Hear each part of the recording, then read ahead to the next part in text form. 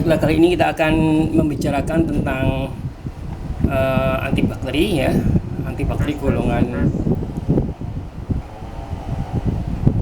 beta lactam, yaitu penisilin.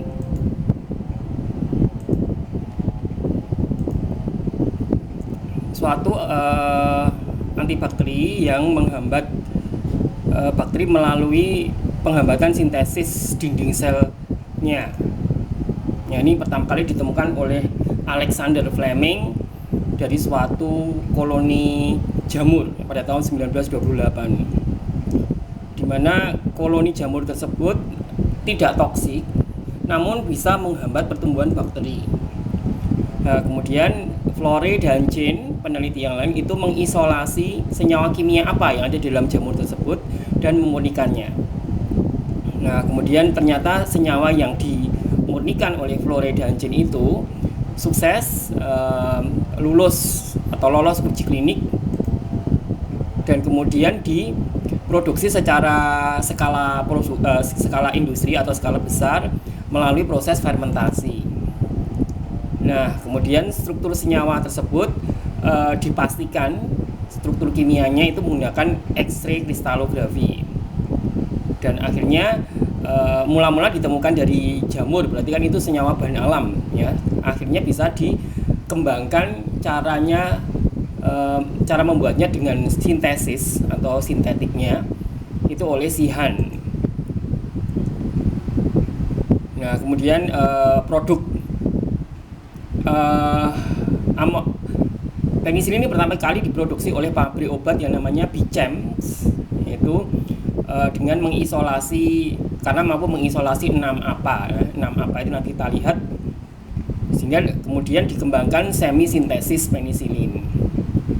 Nah, setelah itu dikembangkan pula turunan penisilin yang lain seperti pengembangan clavulanik acid, asam clavulanat, dan penghambat beta laktamase. Nah, ini adalah struktur dari 6 APA ya, yang dikembangkan oleh, yang berhasil diisolasi Bichem ya, itu dari jamur 6 amino penisilanik acid ya. Ini jadi dari strukturnya dia mempunyai gugus asil ya. Gugus asil itu COR, kemudian cincin thiazolidin ya, cincin beranggotakan 5, ada S itu adalah tio, kemudian ada N ya, dinnya itu dari N-nya ini.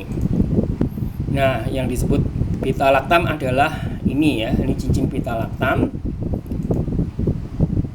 Nah, modifikasinya pada acyl side chain itu R-nya, kalau dia gugus bensil itu benzen ada CH2-nya, itu adalah bensil, dia adalah bensil penisilin atau dikenal dengan penisilin G. Sedangkan kalau gugus R-nya adalah phenoxymethyl penisilin, dia adalah penisilin V. Nah, ini penisilin G ini dijumpai juga pada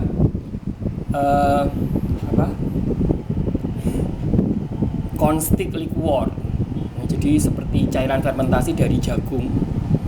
Kemudian penisilin V merupakan penisilin pertama yang aktif secara peroral. Nah, struktur beta lactam dari penisilin tersebut terhadap cincin thiazolidin itu melipat ya, folding seperti itu. Nah, produksi penisilin secara biosintesis, sebenarnya penisilin ini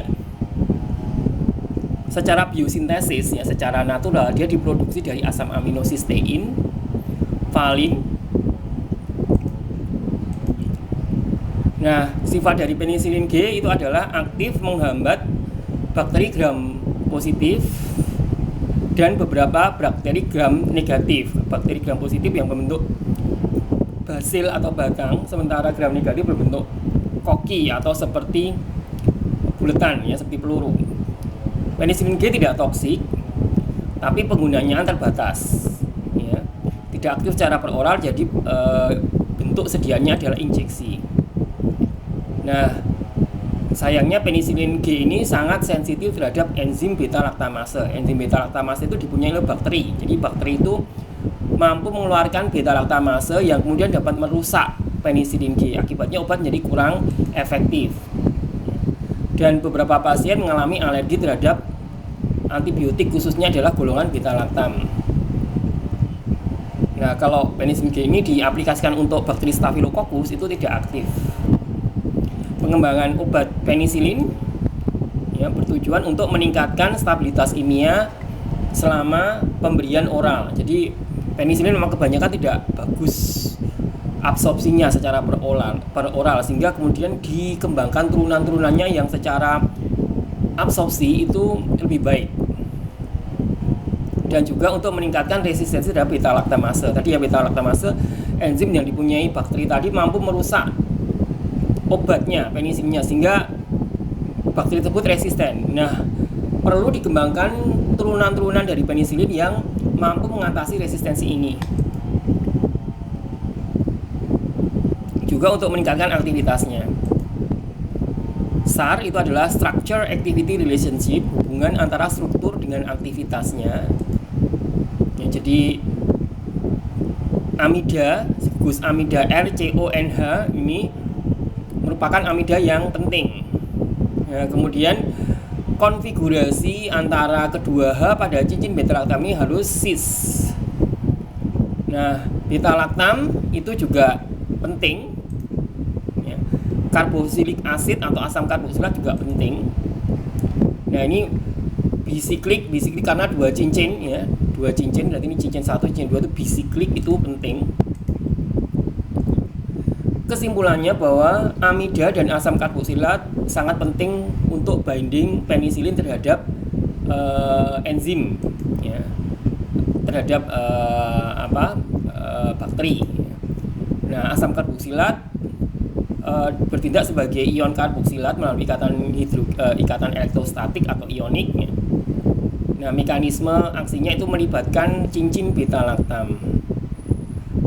Aktivitas berkaitan dengan cincin beta laktam strain, berkaitan juga dengan faktor stabilitas ya dari cincin beta laktam ini. Nah, sistem bisiklik dua cincin tadi itu meningkatkan stabilitas dari cincin beta laktam, sehingga pada bagian bisiklik ini tidak perlu banyak variasinya. Variasi biasanya dikerjakan di bagian R di sini ya, di amida esensial di sini. Nah, mekanisme aksinya, penisilin menghambat enzim pada bakteri yang disebut sebagai transpeptidase yang terlibat pada sintesis dinding sel bakteri. Jadi bakteri itu untuk hidup dia memerlukan dinding sel. Ya, ini bedanya bakteri dengan virus. Kalau bakteri itu mempunyai dinding sel, kalau virus tidak punya dinding sel, dia punya DNA atau RNA aja. Nah, kalau dinding sel dari bakteri itu dirusak oleh penisilin, maka bakterinya akan mati. Nah, cincin beta laktam ini terlibat dalam mekanisme inhibisi enzim pada bakteri tersebut. Penisilin secara kovalen, ikatan kovalen, terikat pada sisi aktif enzim. Ya. Nah, membentuk suatu ester dengan asam amino serin. Penisilin tidak pecah menjadi dua dan beraksi sebagai penghambat sterik, halangan sterik untuk mencegah akses air di sekitar binding site. Jadi kan permasalahannya penisilin itu sangat tidak stabil kalau ada air ya, sehingga nah ini menjadi satu tantangan ya, apakah dengan adanya air di sekitar sisi aktif dari enzimnya itu akan nanti menyulitkan, mempersulit si penisilin untuk bisa binding. Nah, ini adanya ikatan kovalen itu menyebabkan si penisilin terikat pada bakteri secara irreversible, jadi tidak kembali. Tapi bagusnya dia tidak binding kepada manusia, hanya pada bakterinya, jadi tidak toksik. Nah, di sini mekanismenya adalah ini struktur dari penisilin, kemudian ini struktur dari enzim ya. Enzim mempunyai asam amino serin, tadi serin punya OH. OH itu O-nya bersifat nukleofil NU. Nah, NU dia akan menyerang ke atom C dari cincin beta laktam pada gugus karbonil. Kemudian ikatan lengkapnya akan terdelokalisasi di O, ya, menyebabkan O ikatan rakapnya putus menjadi tunggal. Ini nukleofil sudah masuk. Nah, di sini kemudian 3 lone pair elektron di sini bermuatan negatif terdelokalisasi. Nah, kemudian elektron yang terdelokalisasi akan terlokalisasi kembali ke sini, yang untuk ikatan lengkap lagi, dan di sini harus putus. Nah, ini ya, diputus, ini enzimnya sudah terikat, ya, membentuk suatu ikatan kovalen terhadap enzimnya, yaitu transpeptidase. Nah, ini menghambat secara irreversible, jadi membunuh bakterinya seperti itu dengan membentuk ikatan kovalen. Nah, ini adalah mekanisme aksi bagaimana bakteri itu membangun dinding sel. Ya, kemarin sudah disinggung sebenarnya pada waktu apa ya itu ya, yang apa pembentukan building block itu. Ya, jadi dari NAM dan NAG, yakni komponen-komponen gula, ya, pada bakteri yang digunakan sebagai building block. Nah, nanti akan membentuk struktur bangunan seperti itu, ya, dengan asam-asam amino, lisin, glutamin. Nah, membentuk seperti ini, bond formation, di mana transglikosidasi, ini namanya transglikosidasi, ini dihambat oleh penisilin. Jadi sel bakteri itu mati karena transglikosidasi ini kemudian di breakdown oleh si penisilin sebagai obatnya. Nah, ini strukturnya, mekanismenya bagaimana pembentukan dinding sel bakteri, ya, suatu gula yang terikat pada asam-asam amino, ya, kemudian diperantari oleh glisin ini akan menyerang D-ala, ya, kemudian D-ala akan lepas, ya, D-ala akan lepas, ini dibantu oleh transpeptidase, lalu terbentuklah transglikosidasi seperti ini. Nah, ini namanya cross linking.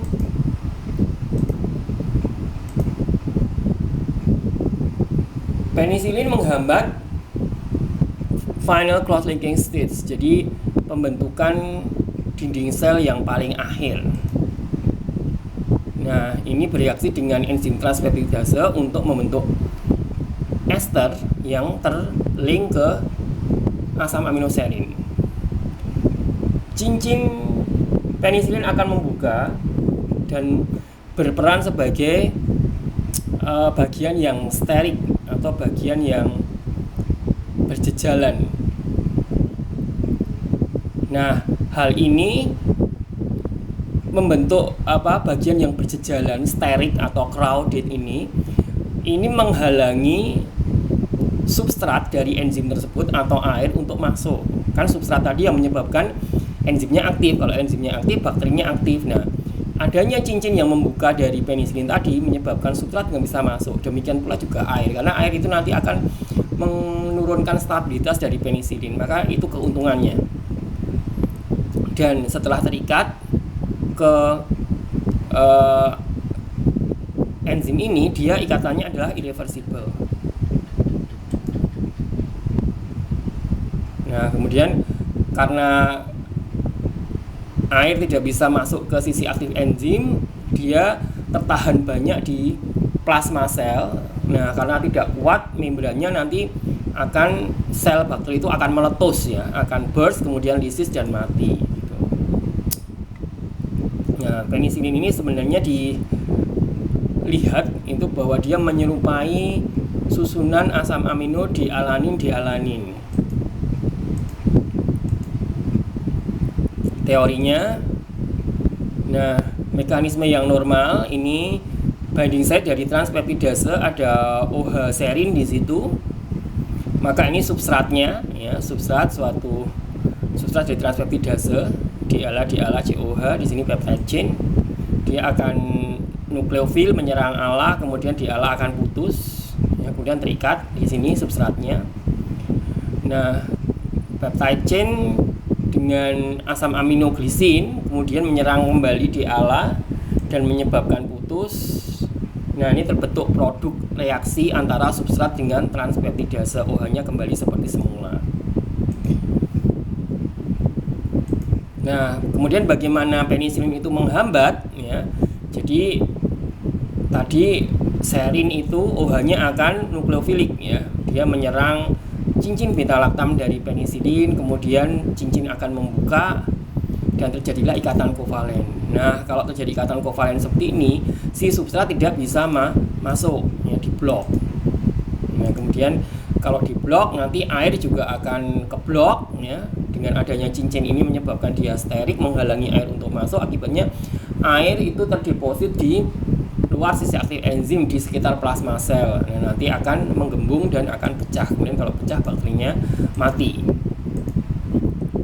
Nah, penisilin ini dilihat seperti menyerupai diala ya. Kalau dia dibuka cincin beta laktamnya, nah ini akan menyerupai asam amino alanin ya. Ada metil di sini. Ini juga metil di sini.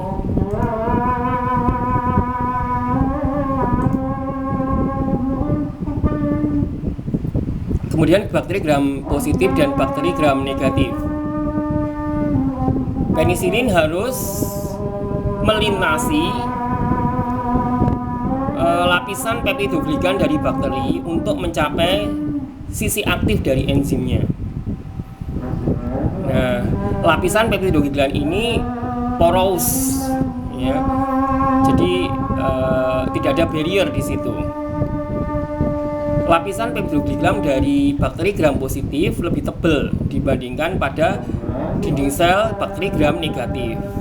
Tetapi meskipun gram negatif itu lebih tipis, tetapi dia lebih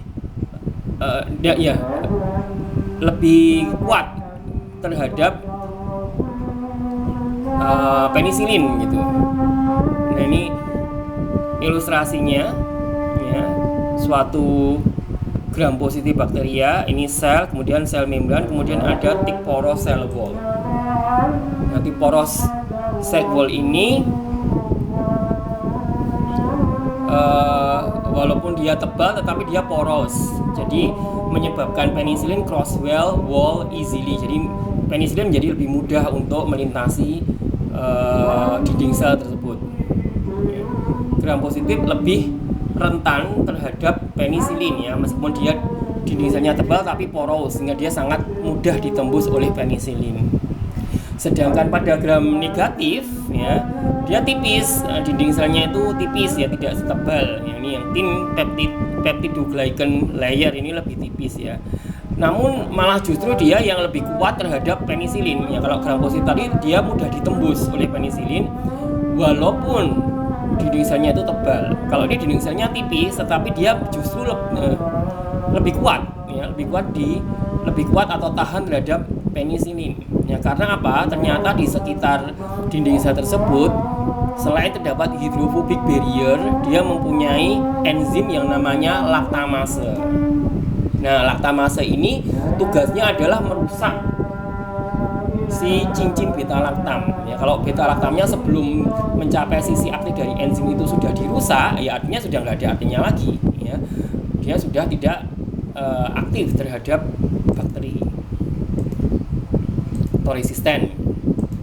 Nah, resistensi penisilin terjadi karena itu tadi gram negatif bakteri gram negatif itu mempunyai lapisan yang hidrofobik ya, lipopolisakarida yang mencegah akses ke periplasmic space. Nah, penicillin can only cross via porins in the outer membrane. Porin allow, jadi porin ini hanya membolehkan small hydrophilic molecule such as little ion to cross. Jadi hanya membolehkan ion-ion yang kecil ya, sementara struktur yang besar, agak besar seperti penisilin untuk masuk itu susah. Nah, banyaknya kadar enzim transpeptidase ya, juga ini di gram negatif menyebabkan dosis penisilin itu harus lebih tinggi lagi. Nah, enzim transferase may have low affinity for penicillin. Contohnya pada Staphylococcus aureus. Nah, yang lebih parah lagi di bakteri Damnicat ini terdapat beta laktamase dengan kadar yang tinggi di bagian periplasmanya. Ya. Nah, ini menyebabkan rusaknya penisilin tadi, cincin beta laktamnya dirusak oleh beta laktamase sehingga menjadi tidak efektif. Nah, terjadi mekanisme efflux, penisilinnya ditolak keluar dari perisplasmic space. Ya, kemudian juga terjadi transfer beta laktamase between strain. Jadi antara strain bakteri satu dengan strain bakteri yang lain ini bisa terjadi transfer beta laktamase yang menyebabkan penisilin itu sudah tidak efektif lagi, tidak bisa menembus dinding selnya. Atau juga terjadi mutasi dari bakteri tersebut juga menyebabkan penisilin sudah bisa resisten. Nah, penisilin analog itu berarti senyawa-senyawa yang diturunkan dari penisilin, ya. Hanya ada perubahan sedikit gugus fungsinya. Bagaimana pembuatannya? Yang pertama adalah dengan cara fermentasi. Nah,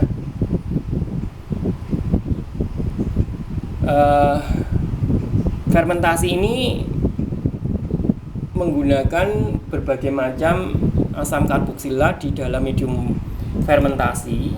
Nah, kemudian terbatas pada asam-asam yang tidak bercabang pada posisi alfanya. Contohnya RCH2COOH.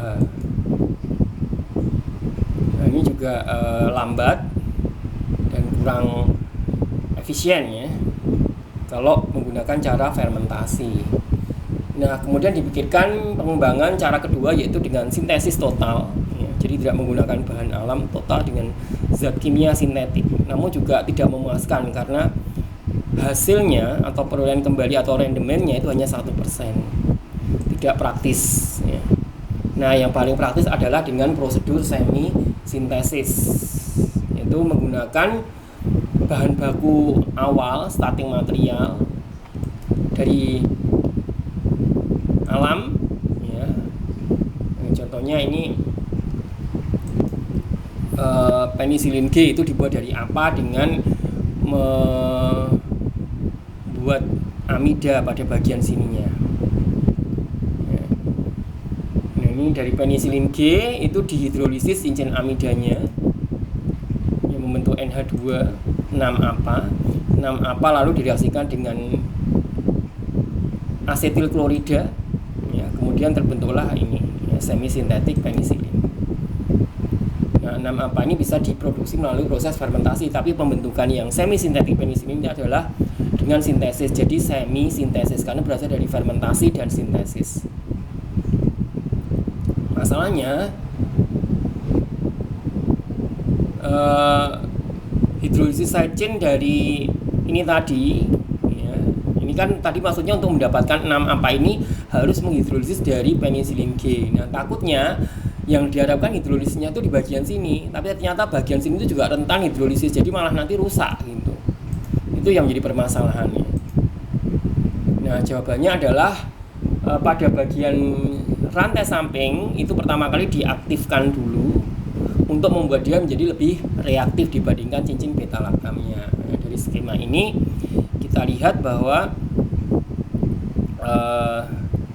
ini, ya, kita reaksikan dulu dengan PCl5, ya, terbentuklah pH CH2 CCl C ikatan lengkap dengan N, baru direaksikan dengan diesterifikasi dengan alkohol membentuk OR di sini.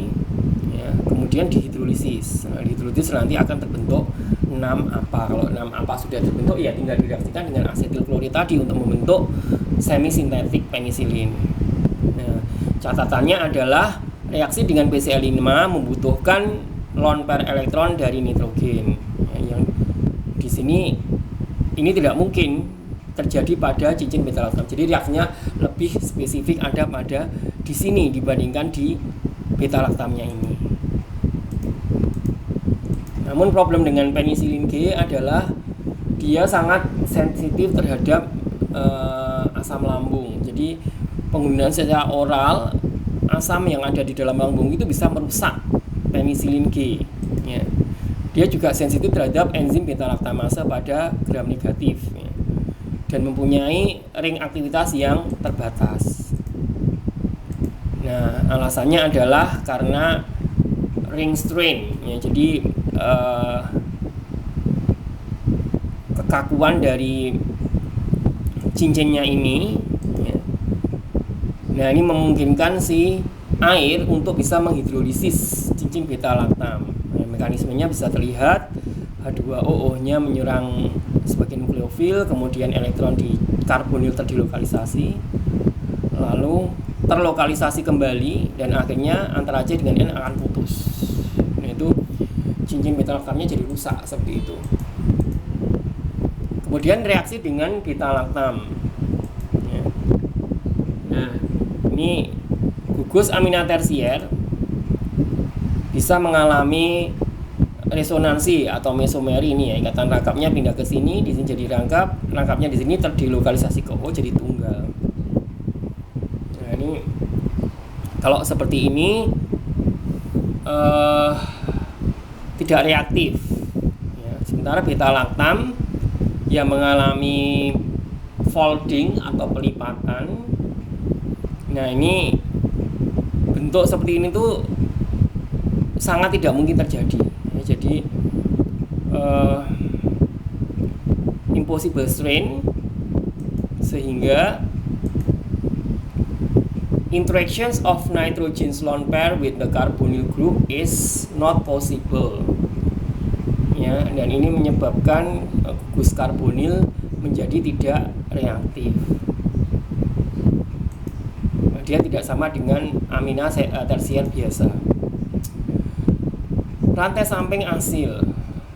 Nah, pada rantai samping asil, gugus tetangga R tadi itu mempunyai kontribusi dalam mekanisme hidrolisis. Contohnya, ya, di sini. Ya, jadi kalau ini terjadi mesomeri, ini ke sini, kemudian ikatan rangkapnya akan menyerang ke sini, ini terdilokalisasi ke sini. Nah, hasilnya adalah di sini menjadi O negatif, di sini ikatan rangkap, di sini membentuk cincin atau siklisasi.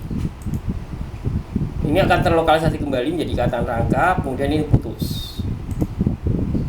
Nah, kemudian reaksi selanjutnya artinya bahwa sangat sensitif terhadap asam. Ya, beta laktam, cincin beta laktam ini sangat penting untuk aktivitasnya sebagai antibakteri dan harus dipertahankan. Yang sangat susah adalah menghandle faktor 1 dan faktor 2 tadi, yang enzim beta laktamase dengan asam lambung itu sangat susah untuk dihandle. Yang bisa dihandle adalah faktor yang ketiga. Strateginya adalah memvariasi gugus asil pada amida itu menjadi suatu gugus yang bersifat menarik elektron atau elektron withdrawing, sehingga ini akan menurunkan nukleofilitas dari karbonil oksigen. Nah, jadi di sini harus di-attach dengan EWG, gugus penarik elektron. Agar apa? Agar elektron tertarik oksigen ini tertarik ke sana. Karena kalau dia tidak ditarik ke sana, nanti dia nyerang ke sini, ya, nyerang ke sini. Itu akan merusak diri dia sendiri. Penisilin V itu mempunyai rantai samping elektronegatif oksigen. Ini suatu antibiotik turunan beta laktam yang oral.